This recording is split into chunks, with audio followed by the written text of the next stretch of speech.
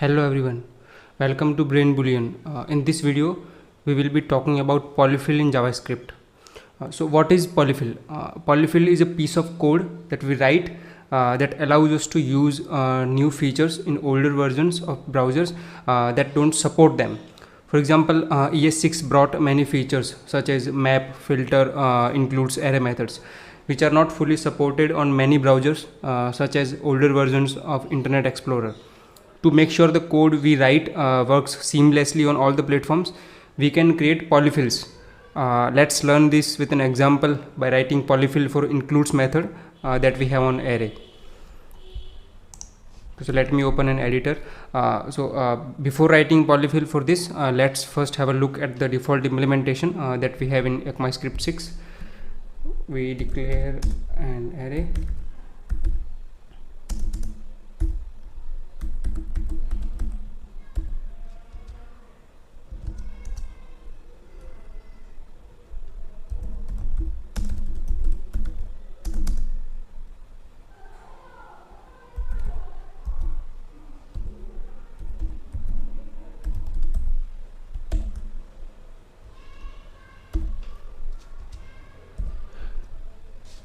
Okay, so here we are calling includes method on the array that we have declared, and we are bound to provide an element to match in the array. If the element is found, it will return true, otherwise false.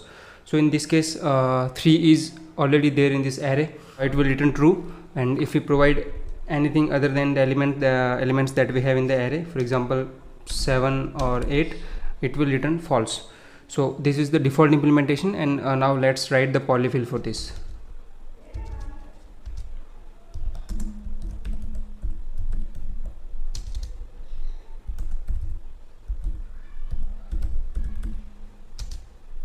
And let's name this includes polyfill. Then we assign it a function. We provide an element to match, and we simply loop over the array that it is being called on.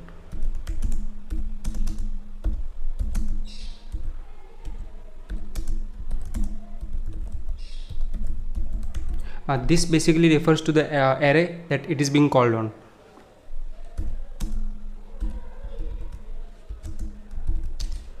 Then we match if element is equal to the current element in the array. If it is, then we simply return true. Otherwise, if it is not found in the entire array, then outside the for loop we return false.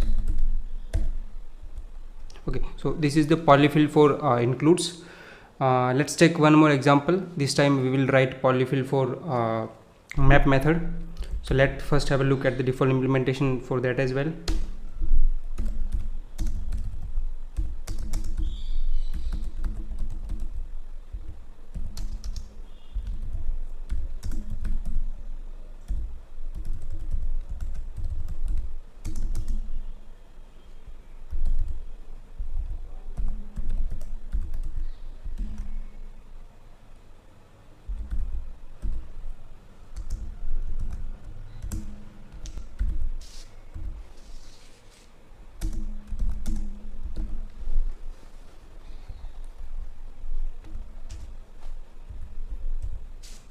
Okay, so here we are passing a condition that if the item is greater than 2, the current element which is greater than 2, then only it should be included in the returned array.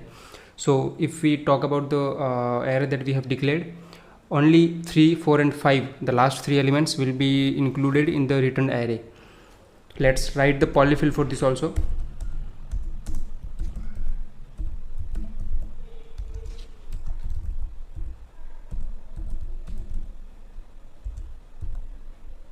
Let's name it filter polyfill. Then we assign it a function.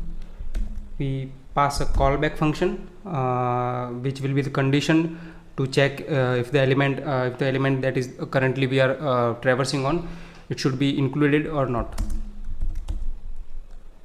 We'll loop over the array.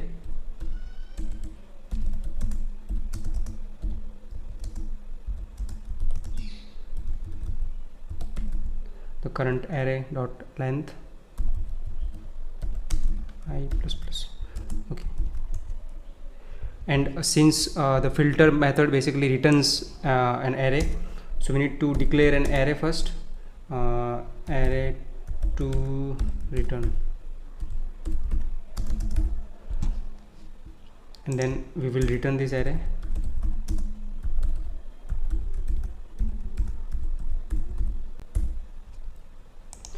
Now we need to check if the current element is satisfying the condition that we are providing or not. If it doesn't satisfy, then we don't need to include it in the return array. So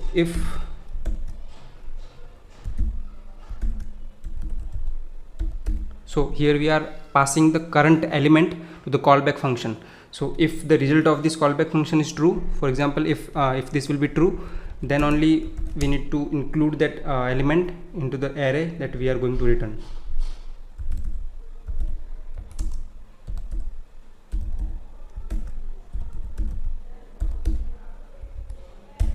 Okay, so this is the polyfill for filter method. So that's it for this video. If you liked it, please like, share and subscribe. I will see you in the next video.